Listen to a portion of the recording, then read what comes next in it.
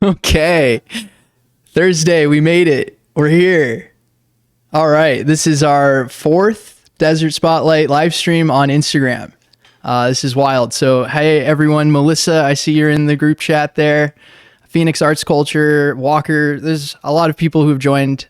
This is a really exciting episode. I cannot wait. I've been very, very manic, but I'm very excited about this. We have an incredible amount of mural work and just an all-around sense of community representation here in Arizona, especially in Phoenix. And we're getting to a point where, you know, Phoenix is growing, and that representation needs to be growing with it. And I think this group of arts collective that we'll be talking to this evening, they're hitting it right on the head. They're doing it, and they're doing it from a place that means something to family, to your culture, your heritage, and your storytelling. So I have with me tonight Jesse.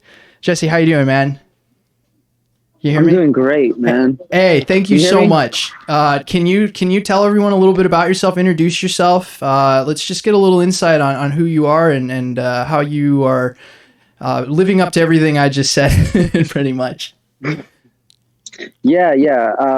I'm Jesse Yazzie. 27-year-old, actually 28. My birthday was like 3 days ago. Yeah, Congrats, yeah. man. Thanks. Yeah, Native American artist from the Valley. I got like family up north in small little town called Loop, Arizona. There's like 1,000 people there. There's like this, yeah. And my other grandma is from a place called Black Mesa. Very, very traditional family. I was born, like, I was raised inside of that, like, traditional culture. So, yeah, I got roots that are, like, really strong inside of the Navajo culture. So, yeah, I'm not really used to all of this interviewing. So, like, I'm more or less just, like, hoping that everything goes well. um, this mural, you know, is like my first big project. I haven't really done anything out here on the streets. I do have some experience while inside of prison. I painted 3 murals, and yeah, I got a lot of really cool feedback from it. I got published in the Geo World newsletter, prison newsletter, back in 2018, and that was for my first mural. And about a year later, I got another publishing for my third mural. So yeah, 4 months out right now. I have a couple projects lined up, and some side hustles, you know, in the works. So yeah, I'm more or less just trying to find my way in this art culture, this like career that I've sort of like fallen in. So I still mean, figuring things out. yeah, and I mean, it seems like you're doing it right. If you're only, what'd you say, 4 months out, and Yeah, 4 months out. you're already doing this, man. Like, this is it. I have one question for you before I ask about how you found yourself with these organizations, how you found yourself with downtown Phoenix. But I have to know, how did you come up with? You said you did 3 murals in prison. Is that right? Yeah. How did you come up with those ideas in such a space, and what did those what you know, what did you show in those murals? Like, what was the you know, what did you do with that situation? The first mural was really it was a lot of substance abuse classes and like soul searching that really inspired the idea, the design of the first one. The whole message, the whole theme of the first mural was hope. And like right in the middle of the mural, there's like literally 2 hands holding the word hope. And a lot of people don't really find hope inside of there. They really have to like search and find it and hold on to it. And so it was a lot of like family um, uh, tight knitted memories and things along that line. And my counselor, her name was Miss Anderson. She was a really, really, really good person.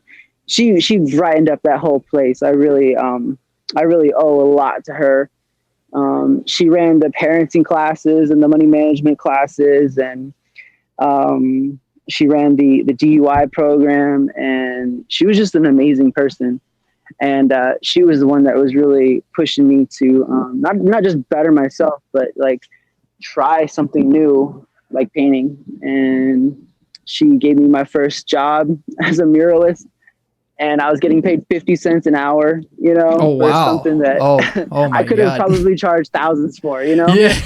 Um, Yeah. so like I, you know, took it with a grain of salt, and I stole a lot of paint. And You stole a lot. yeah, you have You to have find to. like, No, you know, I don't blame you, man. yeah. I had my own little hustle going on inside of that place. I made a name for myself inside of there. If you needed cards, you know, birthday cards or Mother's Day cards Oh, or dude. a tattoo, or, you know what I'm saying? Like I was like the one-stop shop. That's so, So oh man, yeah, yeah. that's so awesome. That makes me like genuinely, it makes me happy to know that someone can take a situation like that and not hit back with like fury, but hit back with intent and empathy Yeah. and altruism, you know, like that's, no, man, that's really cool. So I wanna jump over real quick to how you found yourself with Roosevelt Row and these organizations and how you found yourself developing this project that we're looking at right now. Hmm. So I ended up like word of mouth is pretty much how I came about this organization.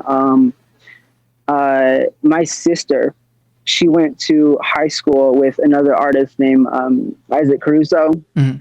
and she seen the work that I've already done, and she reached out to him, and I you know, started to pick his brain about like how to be a part of this world, and he's the one that actually recommended me for this program.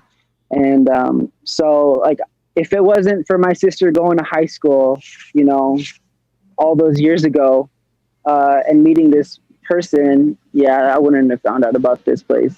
Yeah. Um, so, you know, I really just lucked out. Honestly, that's how I look at it. You know, I'm very lucky. That's cool, man. I mean, I think I think that's definitely part of it. If I may, though, I do have this. Sometimes I have this belief that you don't find yourself with luck; you find yourself with the energy you attract to yourself in your life. You know, if that makes sense, it's a reciprocal thing, and so I imagine that you find yourself with all of these wonderful you know, opportunities and gifts in life because you yourself attract them by, I think, virtue of your character, which is reflected in how you handle time, you know, in a place that I don't think most of us would enjoy being in very much. So, you know what I mean? Yeah, So yeah. I want to talk a bit about then what this mural is. What is this story? Why do people need to see this? And what are you trying to convey here? If you don't mind, and we can even, if we're ready, we can pick the camera up, kind of walk around, do a little bit of a look and talk here at the scope of this thing, because it's a big mural. What are the dimensions? How big is this thing? It's 8 feet by 20 feet. Okay, so yeah, there's a Yeah, lot of things to put on there. yeah. It's a pretty big one. It's pretty big size. Yeah, man. Yeah, we can take a look at it. Yeah, let's do it. Um, See what we got. so the whole theme was triumph over tragedy, Okay. and it's based on a lot of my personal experiences. I did over 7 years in prison, and I had to deal with a lot of people, a lot of family situations, girl problems, and I was surrounded just by a whole lot of negativity for a really long period of time. So the the uh, the skulls have like a representation. The one on the left symbolizes everybody's ex, that crazy ex that, has that, like, Yes. she ran me over, she stabbed me type stories, and that's a very common story inside of prison.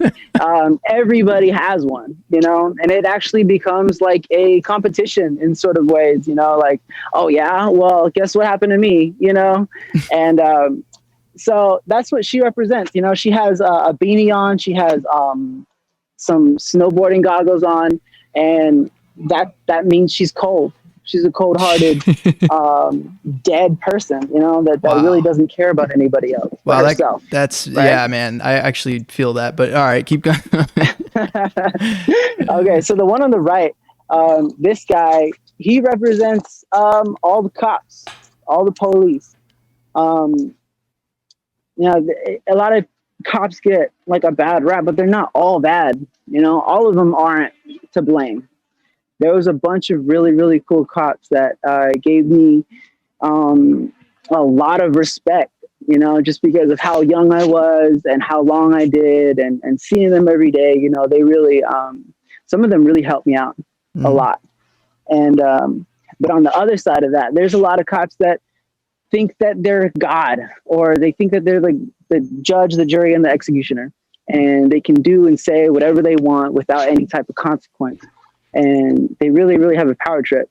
And so being surrounded by that for so long, I had to include that because it's what I would see every day. Yeah. And the middle, I mean, that represents like making my time count, really. There's a dream catcher inside of the clock. I saw that. I was going to ask. I love that. It also looks like an eye. I don't know if that was on purpose, but it looks like an eye. No, that's not on purpose. Oh, well, it's awesome either way. It's very, very straightforward, really. I'm catching my time, or I'm catching my dreams during the time that I was in. This time actually is the time that my daughter was born. So, like, that right there is like how I would like keep my sanity. There's days where you can't help but cry. You can't do anything, about your situation except try to do like something like with the time and not let it just eat you alive. Yeah. So I had to concentrate on the positive side of things. And I talk about that a lot lately. I have like a relentless positivity, because the other side of that is it's complete darkness. And so, that's something that I still hold with me, and I keep striving for, is just to stay positive, because even when I'm out here, there's still a lot of negative things going on, like COVID, and like I have personal like family members that have passed on from that, and the lessons that I learned inside of that place are not just helping me, they're helping a whole bunch of other people, just by hearing the story. I've had people reach out to me and tell me that I have wisdom beyond my years, and that the story that I can tell helps them in numerous ways, even if it's just like a perspective check. And that's really the main message that I want to put out there, is that, triumph over tragedy. I've been through it. I can tell you like stories for days about things that have happened to me, growing up in a crazy household and having a drug addict in my family. Like everybody has like some type of story like that. And, building off of that over and over and over and over again, it developed a callus that just, it makes me like want to do better with my life, and want to try to live semi-normal. And that if I could like sum it all into one, that would probably be it. You can do it if you put your mind to it, and if I can do it, anybody can do it, because I felt like I was so far gone. And you can ask my mom, you know, you can ask my everybody. Everybody knows that I was crazy at one point. And yeah, if you really want something better, you can do it. If you push yourself, it's not gonna be easy, but it'll be worth it. What's your daughter's You know? name, man? Rebecca. Nice. Rebecca Annalise. Yeah. Did you name her while she was born while you were in prison? It sounds like, is that right? No, she was born in 2010, so I was there for 1 year of her life. Oh, okay. So she's gonna turn 11 in May. So yeah, that's a whole nother thing right there. It's not very. Yeah, there's not a whole lot of communication going on between that, and there's a lot of problems still going on with that. But yeah, she's amazing. She really saved my life. Yeah.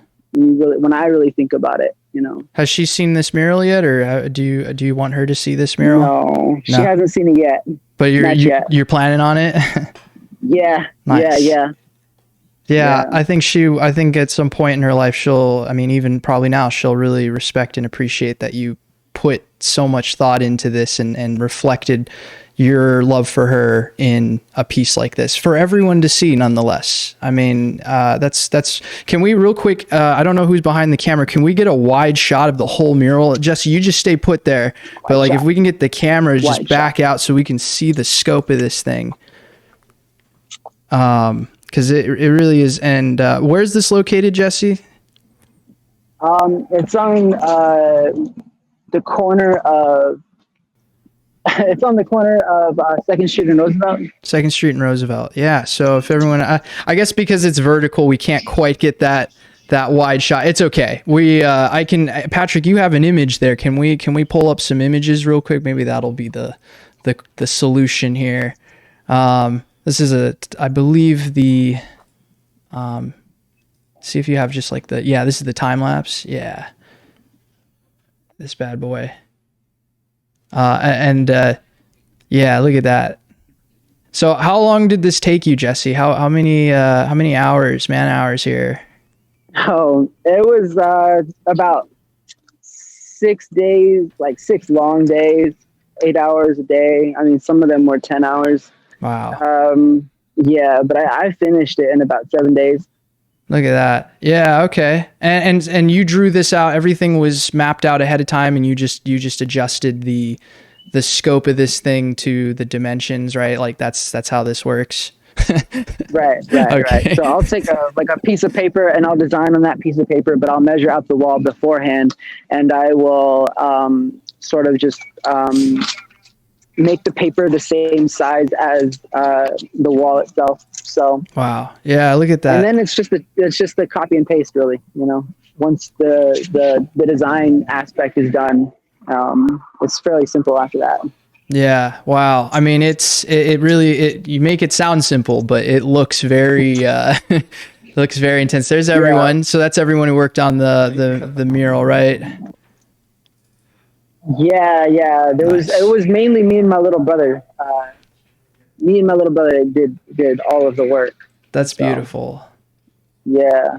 I'm gonna head and Jesse, we're gonna have to. I want to head over to our next segment here because we there's so much scope to cover. But I really appreciate your time, and I want to do this again with you, and we should talk more about what you have going on, because I just love your story, man. I love everything you're doing. And real quick, someone asked if this it was Mr. Meerkat's Market. Hello, Mr. Meerkat's Market. Is this mural by the Old Revolver Records? Is that where that Old is? Revolver Records. Yeah. Is that near here? I'm not sure. Yeah. Yes? Yeah, it is. Okay. Yes. Sweet. Okay. Hopefully I answered that question. Thank you, Jesse. But I really appreciate your time, man. Thank you so much. I don't know if she might still be just gearing up.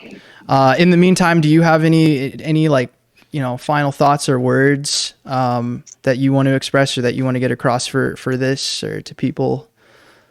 I would just like to say thanks to everybody that put this program together, the Roosevelt Row and the partners, like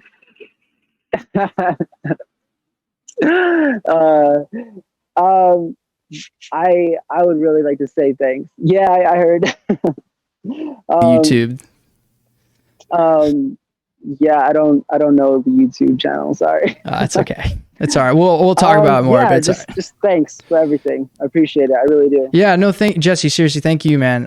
This has definitely been the most, and so far it's just NPR. Like NPR is just, they're the only ones you've really talked to about this. Have you guys with any other news outlets or? Yeah. Okay. The Arizona Republic did one story that was in the paper about the whole program in altogether. They did a separate one that was just online. That was a personal profile of me, and the Downtown Devils ASU picked up the story also, and they have it running inside of their online newsletter. And yeah, those are the main ones. That's fantastic. I mean, no, I'm just glad to hear. I think everyone should hear that this is getting some coverage, because it deserves this and a lot more. So, thank you, Jesse. Now, real quick, Unique, are you there? I just want to check in, see if you're there. I am. I'm here. Awesome. Hello, Unique. And thank I'm in you. Video. Yes, awesome. So, Jesse, again, thank you so much for coming on. Now, Jesse is one of 3 artists that are being featured with this program. Is that correct, Unique? Yes, that is fantastic. We have a full seasonal lineup. So tell us a little bit about yourself, and then if you can, swing into this program and what you're aiming to do with it. I'll let you go, because you have a lot to say. I know you do. I'm waiting. I know. So, this program was really just something that was thought up of a bunch of people talking about how to utilize space and activating creative space, right, in downtown Phoenix. And I had been working as a collab with several designers for the last 2 years. And we were trying to think of innovative spaces that brought us to the urban downtown area. And we realized it was really hard to get space. Like, you either had to know somebody who knew somebody who knew somebody. And so when I was approached to at least join the board and be able to bring my expertise, because I am a designer and I am a working artist, and I also am an application analyst. So I have all these layers to me, and I'm very systems minded. And so when I was asked to be a part of the board, I was like, this would be a great opportunity to really impact Native voices in contemporary spaces like this. And I just kind of took it upon myself to join it and do the hard work behind that, and start rethinking how to create systems that were inclusive and diverse. And then also being a part of the board itself, just learning the process, right? Because they have access to different areas that I don't normally know about, and or communities don't really know about. And so really it's been a really amazing partnership, because as soon as I joined, there were all these ideas of like, hey, we want to do an artisan market. Like, what if we do a festival that celebrated Indigenous artists that make products? And there are tons of product makers out there, people that weave baskets or make jewelry or print T-shirts, make planners and calendars. Like, there's just a plethora of Indigenous people who are creating things to sell. And so we brought them downtown, and that's kind of how the idea started. We saw the empty space, and the mural needed to be painted over because we were using them as more as like marketing material. Right. And so I was like, hey, can we invite an Indigenous artist and have his work be put up there? Somebody that's emerging, because Chico, which this lovely container that we're in. Yes, I was going to ask about the container. Yes. Yeah. The container is like in this really cool space. And I'm pretty sure you guys mentioned that we're near like the old Revolver Records store that used to be here. Well, right in that area to the side is 4 containers, and 3 of them are gallery spaces. And those are used by Chico to showcase emerging artists. So it just all like came together at the perfect time. It was really cool. So real quick, who are the which organizations? Because there's a few of them here. I want to make sure we get them all kind of listed out. So Yeah. who's involved with making this happen? I know you personally are, of course, but which organizations and what piece do they have of this? What do they contribute to Yeah. the, you know what I mean? Yeah, definitely. Hmm. So Roosevelt Row, amazing partner, obviously working for the community to create different spaces Yeah. of artistic expression. And then you have Chico Gallery, the containers that we're in, and they also partner with Roosevelt Row. Okay. And then there is Indigi Design Collab, which is the collab that I am a part of and kind of founded and started to bring designers all together. Okay. And then there's Indigenous Community Collaborative. And Indigenous Community Collaborative was one of those groups that I had seen some of their work, and we actually had met at the Indigenous Artisan Festival in this space. I want to say in March of last year, maybe February of last year. Mm-hmm. And a friend connected us, and we were just standing there. She's like, "This is amazing." And I asked her what she does. And you'll get to hear about a lot of the stuff that she does within the community, but she's very skills focused, and I'm all about skill sharing. So I love the fact that designers are self learners, and we are always trying to learn new tech. We're always trying to learn new programs, and we're always trying to link them together. So it's one of those things where I was like, hey, this is that skills amplification that we can start really spreading among designers, well, Indigenous designers, because a lot of times we think that we're stuck in the modalities that we know, which is painting and sketching and drawing and other things like that, photography. And when you learn design, or when you go to school for design, or when you even take online classes, right, you begin to learn how that creative work can then be amplified on all different kinds of media channels. And so I invited her to be a part of a space activation that we did in this space in the parking lot. And it was to broadcast Native voting information, and also to celebrate Indigenous voices. Nice. And so we had a live show, and it lasted a whole hour. It was amazing. We actually had speakers. We had a projection show. Wow. Yeah. We have some designers that have the capability of doing some projection mapping. And so we just decided to make this place glow and then express ourselves in the best way we knew how. Wow. Yeah, I'm so fascinated, and I'm in love when I find all these different organizations working together to make just this multi-layered, expansive, and interactive experience for the community. I think that is so important right now. And the fact that you have all these different organizations, they all have different skill sets and they offer different resources, and you're figuring out how to put them together and make them work in a synergetic, way. And I was telling you over the phone the other day that I want to master the art of social alchemy, as far as taking different people and mixing them together and figuring out how they can work together and how they can create a whole new thing with working with one another, and seeing other people do that it's just music to my ears. So this is really cool. Now, this is all year long, right? This particular program?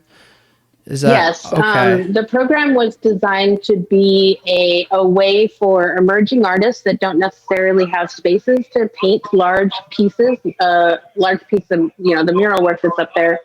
And because Native peoples and Indigenous peoples really respond and really understand the flow of nature and seasonal stories. We have certain seasons for certain stories, and there's a certain time to tell these stories. And so I thought it would be really cool if we had a place that created impact through the culture that exists and the storytelling that we tell through our visual designs. And as you can see, Jesse was one of those that we saw his artwork, and we were going through the jury process. And the sad thing is we couldn't choose all of them. There were some amazing artists that were also part of this, the lead up to this, and we could only choose 4. But then what we realized was, wow, there's some really great opportunity to really showcase and highlight artists as they come out and as they appear in a place, and then the place moves. So it created this temporary installment of artwork, which then we can get excited about every single time, just like how we get excited about summertime, or we get excited about spring, we get excited about winter, we get excited about fall. And so we chose to split it up into the seasons so that we can create excitement around that. Now, how did you pick Jesse as the spring, right? Spring season for him? Well, he's more, I think the early winter, and then we go into, the spring is going to be March. Oh, okay. April, May. Okay. And then after May is the summertime. So. Okay, I got it. Yeah, so this is like how Sunday is like the first day of the week, and I always get kind of thrown off by that. I always think it's Monday. It's kind of the same thing for me. But so how did it come about where you're saying, okay, this is the mural we want to represent this season, specifically in Jesse's situation? Yeah. So with Chico, Roosevelt, and Indigenous Design Collab, we decided to choose a jury, and we wanted to choose community members. And so Chico chose one of their longstanding artists. We call him Ollie. And then Melody was chosen from Indigenous Community Collaborative. And then and we had, let's see, who was from Roosevelt Row. Nicole from Roosevelt Row was also part of the jury panel, and then myself, and then Janet is part of Chico. So we had a nice group of 5 people that were talking about this. Yeah. And so it ended up being a really cool conversation, because we knew we wanted it to be for emerging artists, but emerging artists are not, we can't really define that in a very structured way, right? So we kind of had to look at it in different lenses and say, well, if you were an emerging person, you were emerging into either a new skill set, or you were changing modalities, or you were emerging from school and you wanted to start a career in art, or like Jesse emerging from prison and having to reaccustom himself into a new lifestyle, right? And so all those terms we came to kind of talk about, and I don't think those terms have really been discussed on quite the level we did. And so when we went through all the artists, we made sure that, that they didn't have prior work or large scale work that was out there, even though we would love to be able to showcase them. We really want people that don't necessarily or have ever had the opportunity to paint the mural. And so we really wanted to ensure that it was somebody who was emerging. And we also looked at, we had the form itself had Latinx community, and then also the Indigenous community be a part of this. And so that was the cool thing, to have representation from all sorts of people that come from this land. If you remove all the borders, we are people that belong to this land, and we have stories like generations and generations before. And so why not celebrate that together through these stories? Yeah, no, I think that's the big, and each artist you have, by the way, is from a different Indigenous background, or I believe you have one Latinx background as well. I believe it's the point is you have this wonderful scale of showing, here's all of these different, groups who have been contributing to the culture and to the space for millennia, and to have that full scope and represent it through emergence and through, large scale paintings and murals. It's incredible. And I love the idea of, especially for early or late winter, early spring, this idea of someone coming out of somewhere very dark and cold and emerging back into the light, and making something wonderful and poetic with it, So this is really cool. I wanted to ask a little bit more about the pods too, when people could start to expect to see that, and when they could start interacting with that space. Yeah, so the container galleries themselves are not being programmed because of COVID, and it is a small space. And so we are really making cautious decisions on how to join all of these space activations. And so right now, I think what's happening is we're focusing on the outdoors, because that's the safest possibility if you set criteria, right? But for Chico, what I understand is that they do want to start programming, but it's going to be when the numbers start decreasing and they can actually bring artists into these spaces and ensure their safety. Right. And like I said, like follow Chico galleries, follow them on Yes. Instagram. Go to their webpage or website, and if you are an Indigenous or Latinx artist and you want to show in these cases, email them. Say, hey, Yep. I've got artwork, and this is my website, and just be proactive when you want to show your work. I think that's the message that this all brings, is that we all have to meet halfway. We all have to meet each other where we're at. Yeah. And so they're going to be looking for more artists to put into these containers. I did an installation piece actually like maybe 2 years ago in these containers. And that's actually how I got to know Chico Gallery. And so it was my opportunity to be able to put something up that I've never really had any space to do. And it was an installation. And so it was cool. It was amazing. So it's that opportunity is there. Well, yeah, I mean, it's good that, I mean, it's good to know. I wanted some context for that because I'm curious to check these out, you know, personally, but also just, you know, for people to know that, you know, and if I'm not mistaken, Chico had they've been doing digital galleries. Is that correct? Like, yeah, 3D. Can you tell me a little bit about that? Cause I saw that and I was like, yo. Yeah, I know. Right. Yeah. So they are doing galleries, but you can join online, and it's really cool because you can walk around in the space. And then when you approach an art piece, because it's all 3D, I don't know if it's augmented reality, meaning that you can put on VR, but I know that you can watch it and you can move around in the space from your cell phone or from your computer. And so when you go up to an art piece, you can click on it. You can learn about the artists themselves. You can zoom in, zoom out. There's all kinds of cool features with being a part of this new digital age. Yeah. And yeah, and just to mention, these galleries, I think, are usually programmed for First Fridays and for Third Fridays. Yes, so yes. When it gets back online, yeah, that's going to be the biggest part there. So, yeah. Wow. Yeah, we should really do a stream sometime just showing that, because that's really. Oh, we would love to. Oh, I would love to do that, because I've been seeing those for the last couple of months, and I'm like, oh, that is next level. So, and we actually just had a crypto artist on, what was it? I think 2 or 3 streams ago. And, you know, he had very similar type of thing. It was a sandbox template, but it's pretty much just a 3-dimensional, you can walk through and interact with the art pieces digital space, you know, and I think that's, you know, I don't want to lean too hard on that, you know, in the future. I think we should still do in-person things, but seeing that technology and seeing how like you can really change an environment and emphasize people's work it's incredible. So that's something to look forward to. That's for later. That's a conversation for later. Yeah, no, I get carried away. I'm on that page. I get so carried away with that. So can you tell me a little bit about some of the upcoming artists that we'll be seeing throughout the year? I think we have enough time. You can just briefly like summarize each one. Definitely. Tell us a little bit about. So we have Danny Upshaw, which will be putting up his piece in April. Okay. And then after him will be Zachary Justin, who is Tahona Otam and is from the Gila River community. Nice. So he lives actually outside of the urban space, and so he's bringing his perspective.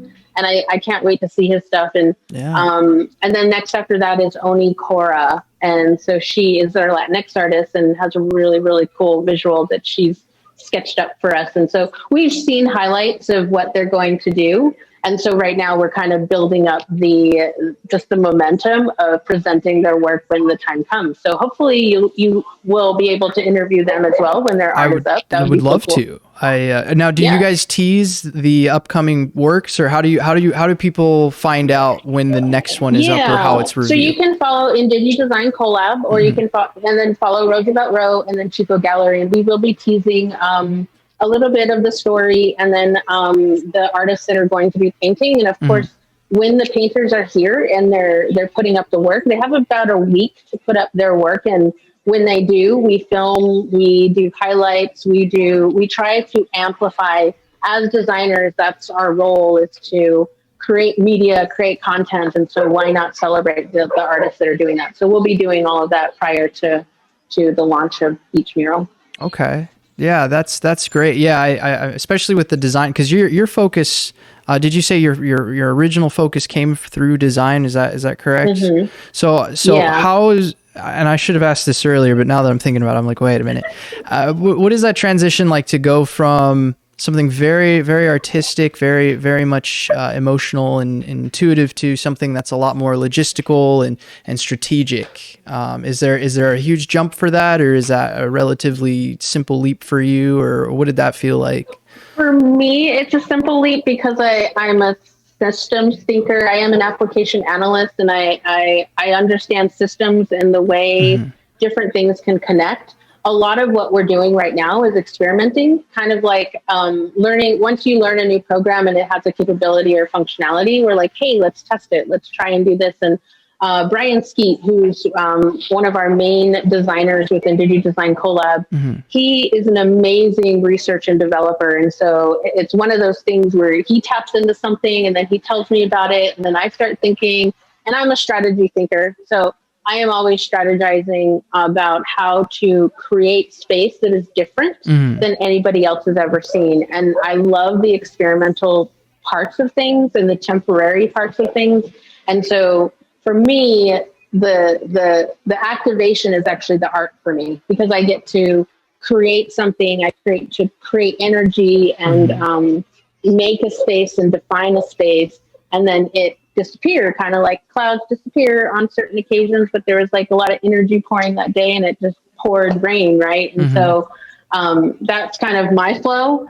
So I am able to layer both things, the artistic side and the systems thinker side and the strategy side. And so I feel like that's what's really been at least what I can empower people with, is say like, hey, that's a great idea.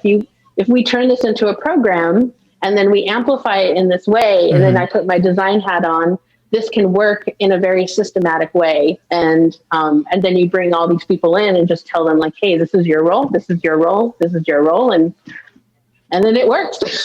So you it doesn't work. We're all learning. It just works. Yeah. I mean, in so many words. Yeah. I mean, I'm sure there's a lot of detail behind that. Yeah. I'm sure but it seems that your art form, at least, and you can stop me if I'm wrong here, it seems your art form is systemizing, like figuring out how to amplify everyone around you through very precise systems. And I mean, I don't know what it's like to get a program off the ground. I imagine it's not easy. If it's anything like applying for a grant or any of that stuff, I imagine it's not a straightforward process. I mean, maybe, you know what I mean? So it's very circular. Yeah. And I think that's the biggest part of like what I come with is, when you have indigenous people rooted in places, we think differently. We don't think linear at all. And this is something that I've noticed about Native people and just talking with them and how they flow, especially artistically, is that we operate in a very cyclical way. And the way we learn and the way we teach our communities, the way we teach our young, all of this is a natural flow. And we've learned how to do this in a very circular fashion. And so design is very much the same way, where you have an idea and you create a prototype, and then you test it, and then you go through the whole, well, did the testing work? Did we get feedback? Well, maybe we need, and then so you're constantly going in a circle, but your destination is always towards a solution.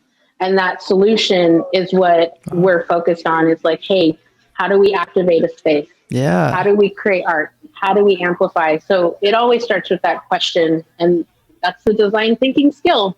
Yeah, and we're trying to teach that. And it sounds like there's no coincidence there that you tie that into the idea of associating these projects with the seasons and everything following that cyclical path. I imagine all of that's one in the same intention. Yeah, that's so cool to see how layered that same thought can go with like everything you do, with every little detail. You can still see that echoed. That's really cool. Yep. But sometimes we don't even notice it. I bet you're like, oh, there's one. That's awesome. Exactly. I'm like, oh, I didn't realize I just did that in a very cyclical way, but it happens. Yeah. There's Melody. That's awesome. Now, I think I hear Melody now. Unique. I really appreciate your time. It was great to get you have so much energy, and I want to keep talking to everyone for hours, but I really appreciate your time and giving us some insight on what y'all are accomplishing out there, and what everyone is just making it happen, you know, and you know, so thank you so much. Now, Melody, you have a Nike hat on. I see that. Here, let me see. Where'd she go? I'm here. You want to say hi? There she is. What's up? Hello. How are you doing? Now, I've talked to you, I think, out of everyone the least. So I have so many questions. But first, how are you doing? I'm very well. I'm sitting outdoors in the middle of Roosevelt Row. Now, you're right across from where Jesse was. Is that correct? Yeah, I am. I'm sitting in front of a mural that's on the Roosevelt Row building. Now, so this is there anyone there by chance to move the camera at all? Or if not, it's cool. I want to ask before I go crazy here. There is nobody here. We're kind of like all set up. That's okay. I'm sure I could probably like towards the end here, maybe move it around. Yeah, if you at some point, yeah, just to see, because this is also a beautiful mural. I did. Who worked on this one? Is this part of the same project or? It is not actually. The Uncontained project is on the container. Oh, okay, it's just so this building. one's not something totally separate. Yeah. Oh, okay. So this is a building then. Sorry, I haven't seen this one, so that's why I was okay. Cool. Well, either way, it's a lovely backdrop. So tell us a little bit about yourself, Melody. Tell us who you are and you know how you are involved with what's happening down here. For sure. So good evening, everybody. My name's Melody Lewis, and I'm the founder for Indigenous Community Collaborative. We're a social enterprise based out of here, Phoenix, Arizona. And I'm Mojave, Tewa, and Hopi, born and raised on the Fort Mojave Indian Reservation here in Arizona. So I've been living in Phoenix here for the last 10 years. And how I got involved in this project is I was a juror. I was a juror panelist for selecting the artist for this Uncontained project. So, you know, I joke with Unique all the time because I tell her she goes hard in the paint. Like, she doesn't do anything small. So she's like, hey, do you want to participate in this project and, you know, become a juror? And I'm like, yeah, sure, no problem. Let's do it. And it's turned into something amazing, right? And yeah, so it's been a lot of fun. I came in coming with a totally different perspective because I am not a designer and I'm not an artist. Oh, really? Okay. What do you do then? What are you? What do you do? I'm sure you're an artist. Entrepreneur. Well, I'm sure that's an art. Yeah, that's a thing. So yes, I came in a totally different lane. I come from the workforce development and education side. Wow. And I do a lot of program development, grant programs. I write grants, I manage grants. And specifically, I know why she brought me in is because I do a lot of Indigenous identity revitalization and preservation. Oh, really? So, wow. Okay. Yeah. So you know how to write all the paperwork. Yeah. You know. Yes, I write too much, I think. But, oh, no. We try to create, you know, very innovative programs to engage, you know, younger generations and those that are seeking work into in-demand professions, right? Right. And a lot of my work and my programs is getting called towards the arts. And so that's how I got connected with Unique, is she's doing some amazing things with Indigi Design Collab, and I'm here just to provide support for, you know, future entrepreneurs or those that are needing assistance in skill development in any way of, you know, how to get a contract and how to, you know, follow through, how to save money, you know, all that good stuff. Yeah. So that's how I'm a part of all of this. So you're the education and I guess the fine print aspect. Yeah. It's so funny because I'm always trying to think, like, how do I explain? What do I do? Well, I mean, that's the thing. It seems like it's extraordinarily important, but yeah, it's hard to pinpoint simply because it covers all the basis for helping people obtain knowledge, but then teaching them how to like curate that knowledge and use it for their own gain. You know, that's a very, I don't know how people even teach a skill like that, you know? So I think the fact that you have managed to make that something of a career is incredible. So for example, with this, you came up with this program. How did that happen? How did you find yourself, how did you find yourself like developing this? And so this program, actually, I didn't develop. I was actually just part of it. It's Chico and Roosevelt Row and Digi Design Collab. They created this beautiful little monster, and I came in as a juror, just coming in to kind of assist in selecting artists for the next, for all the selecting 4 artists. And again, I came in just listening to stories and trying to see like. I will say it's like really hard, it's really hard to select artists and say, hey, we're going to pick you out of all these other amazing artists to, be the one selected to do these murals. And I think everybody had such a great story. And I think the focus though, mostly was trying to see like, what are the ones that kind of just need that, extra push or that foot in the door, that whole emerging artist that Unique was referring to. And, you could just see it radiating from their application. It's like, just give me a shot and I'll show you what I can do, And so I came in to just be a judge and support the initiatives that, Digi Design Collab and Chico and Roosevelt Row are doing for artists. So how does the application process work for them? Or how does someone, get behind this? What are the steps? Yeah. So actually, this is their first year doing this project. So it was just a call to action for anybody that wanted to engage in, that's an emerging artist, and they just applied. Right. Okay. So in there, they have to write like a little story about, why they should be selected, kind of paint their concept and what they choose to use with their, like what type of art they're going to do. Right. So again, fish out of water here, no idea, not an artist, but it didn't matter because you could just hear, like I said, the passion that's coming from some of their stories. And Jesse, I mean, geez. Yeah, I know. Right? It's incredible. And so just to see like what, like his application and now actually seeing what it looks like as he painted it and further learning about him, like he's the reason why this program was created, Now, were you around when they were you watching the process in person? Did you ever, just see what that atmosphere was like or anything? As he was painting? Yeah. Yeah, no, I didn't get to, but I got to see right when he was finished. Yeah. And you could just, I mean, I'm so proud. And I just met him. I act like I've known him for my whole life. But yeah, but you could just, it makes me proud just seeing, the product of what it became, and from concept, from on paper to standing right in front of me and in front of my face. Now, I know you're flying by the seat of your pants and you're learning as you go here, but where would you like to see this go? I wanted to see it continue to go, right? Again, this is a first year program.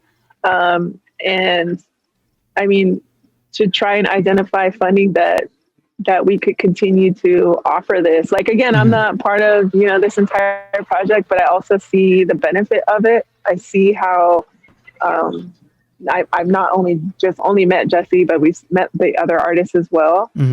And, I hope this continues to happen every year. And then also, I know they've talked about pairing up younger emerging artists with more skilled artists that have been doing murals. There you go. So I know that's the next phase they would like to achieve. And I'm like, I'm all for it. What do you need me to do? You want me to help you write a grant? Yeah, I got the pen and paper ready to go here. All day.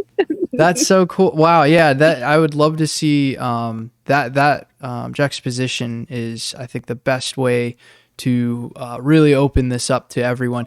And again, the main draw for me, at least, and I think for everyone, is the fact that you're all making an effort to represent indigenous groups, local and Latinx, people who have come from, Tucson or here, and you're inviting them to emerge and express themselves in a space that is fully immersive and is I think growing rapidly, and it's because of the art scene specifically. So this is I think it's great that you're. How many panelists are there? It's you and how many?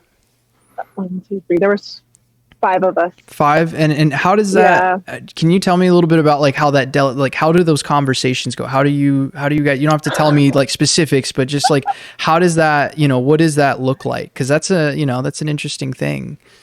Yeah, I think I'm also very methodical, like Unique is, very process oriented. Yes. But as we went through it, it was really looking at like, are they really emerging? You're kind of looking at how many murals they have done or how active they are in certain spaces. And so not only how active they are, but also if they're trying to transition into a different modality, right? So I'm learning, right? If somebody's a photographer and is trying to go into like painting or something, right, that's emerging as well. And then just listening to the story and the concepts and how those connect. I think I'm gonna just piggyback off of what you were just mentioning, as well as like activating spaces, right? And I think this is also like a really good opportunity for them to amplify their message personally as well. So I think we are trying to see that in the application as well. Wow. Well, I mean, this is, and by the way, real quick, I love the name Uncontained. Great pun. Great. I don't know who came up with that. So good at it. But it's the great. Group. That is them did that. Genius. Just like, 10 out of 10. Don't contain me. Exactly. Like on containers. Drop the mic. Every single thing you want it to do, just it nails it. Like it's just the perfect name. It's oh, for sure. But I'm really excited I want to go down and check this out, and I know it's going around all year. I'd love to see, where your involvement goes with this. I'm sure like you already seem to have a really deep connection to this. So I imagine you'll find other ways to stay involved. So I'd love to see how that goes. And we are kind of winding down here. But I wanted to first just show that time lapse again of the mural, if I can, that we had pulled up, just so people can see again, the scope of this thing. Oh my gosh, I love it. Yeah, this is really cool. And it's, there's some other footage that I'll have to look for later, but I saw someone had a drone and they flew the drone around. Actually, that's on Jesse's page. Is that Jesse's?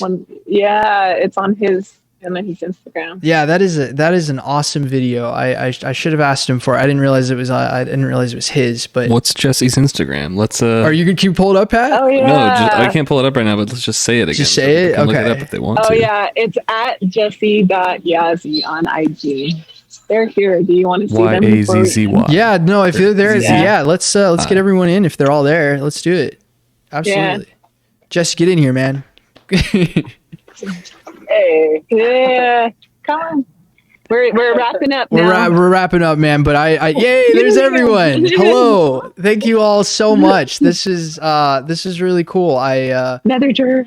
Now, how long, Jesse? How long is your mural up? Real quick, just so everyone knows what the time. How long is your mural up for? 3 months. 3 months. Okay, so March 30th is going to be the last day. Last day is March 30th. March 30th. Okay, cool. So everyone can come down and just check it out. Are you guys going to be doing any sort of events that, like, I don't know about Q&A sessions or anything, but do you guys have anything coming up where people can meet Jesse or talk to, or is there do we have any events that you guys have coming up that Jesse could do a Q&A maybe? If not, you should do something like that. Live stream. Yeah, we'll do another live stream. We're gonna collab. We should. I mean, Jesse, you are, for someone who's kind of quote unquote camera shy, you are very, very well spoken, very thoughtful man. So, and to the rest of you too, thank you so much, Unique, Destiny, and I didn't catch who's in the back there. Sorry, I didn't say hi. Yeah, she's on me. Oh, she's gone. By. I'm sorry. I'm looking at a delayed. I get so confused. I don't know what year it is sometimes. It's okay. Either way, I really appreciate everyone coming on the show tonight. Yes, of course. Thank you to everyone.